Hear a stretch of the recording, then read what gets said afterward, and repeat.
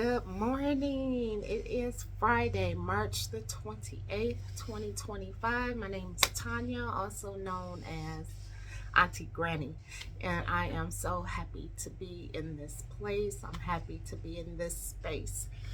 And let me clear it up. When I say in this space, I mean I'm in a good headspace. Yes, I have days like yesterday and the day before where I was feeling kind of weird.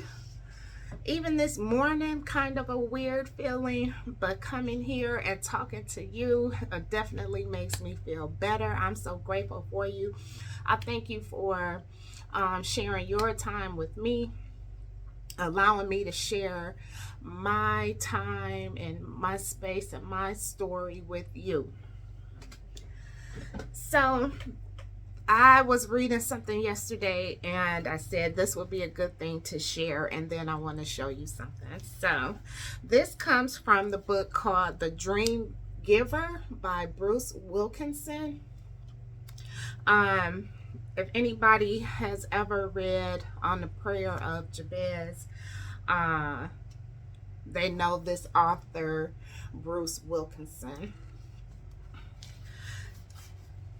So this is from chapter, You Were Born for This, chapter 8,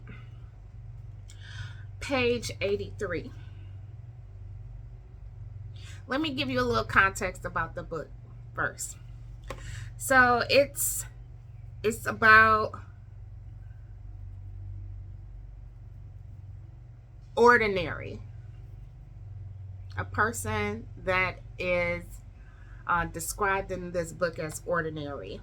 It says, meet ordinary, a nobody who leaves the land of familiar to pursue his big dream. Once the dream giver convinces him to escape his comfort zone, ordinary begins the journey of his life, overcoming border bullies, navigating the wasteland, and battling the fierce giants in the land. And so this modern day parable will get you started on your own daring adventure. What may first seem like a road full of obstacles is actually a series of opportunities to help you along towards your destiny. Yeah, it's a cute book. But anyway, so on to page 83.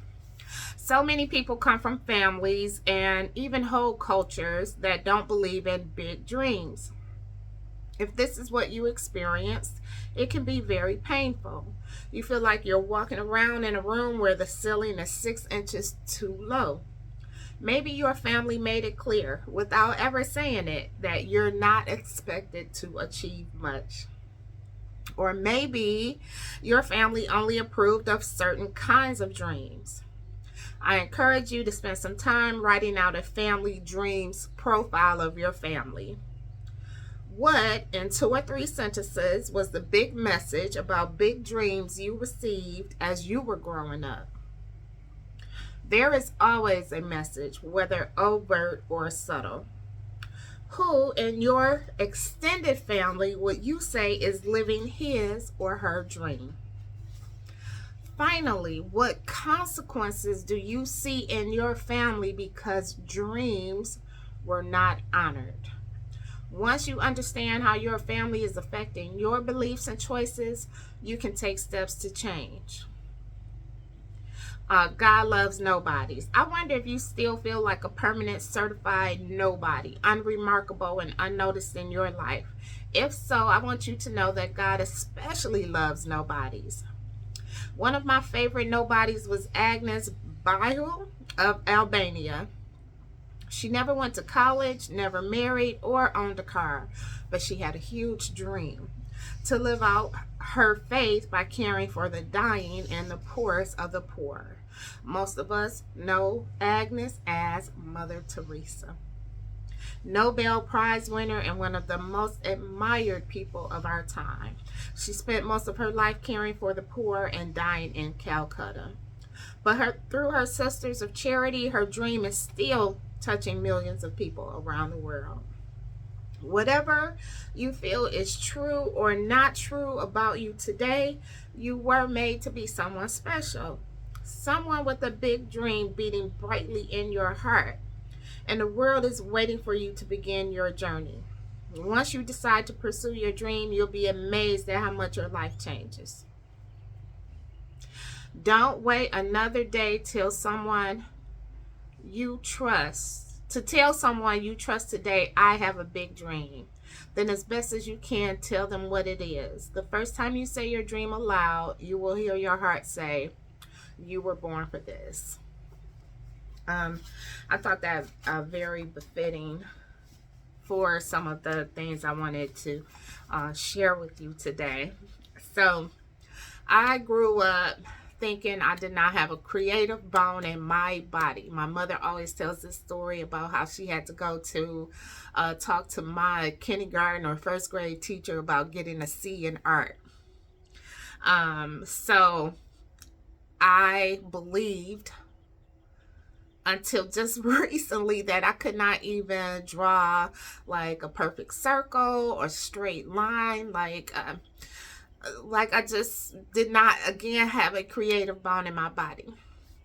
So when I got to Florida here and, found myself in this small space, I had to come up with something to do to keep myself motivated and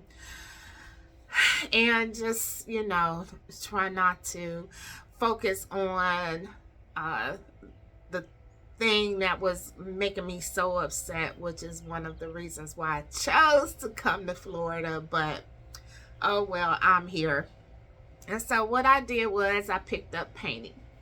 And again, I'm about to show you some of the things I have painted, but it's not that they're good, but for me, I'm so proud of them because, again, I thought I did not have a creative bone in my body.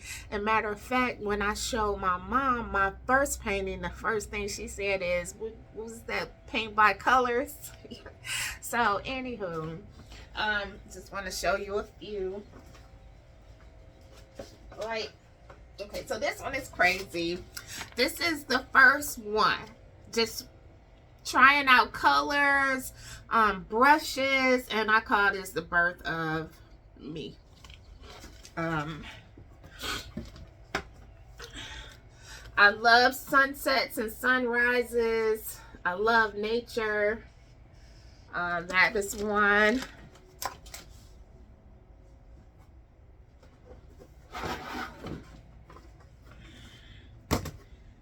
I love trees. I always said if I had to come back in another life, I would want to be a tree.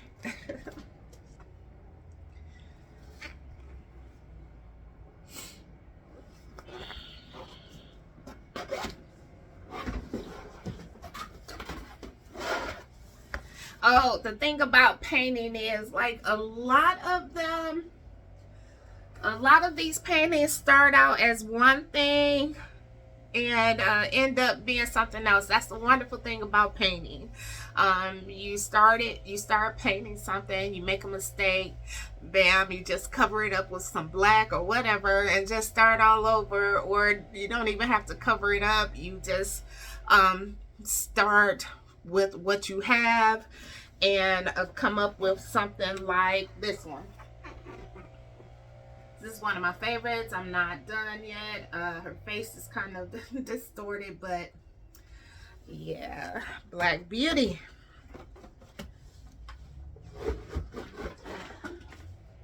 Lotus flower.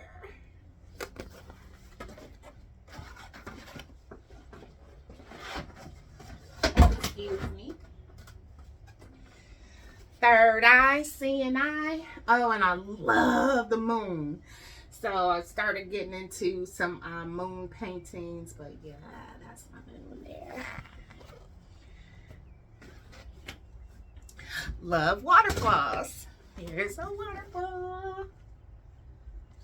And And as you can see, I'm starting on the waterfall in the back there. Nice serene painting or serene scene.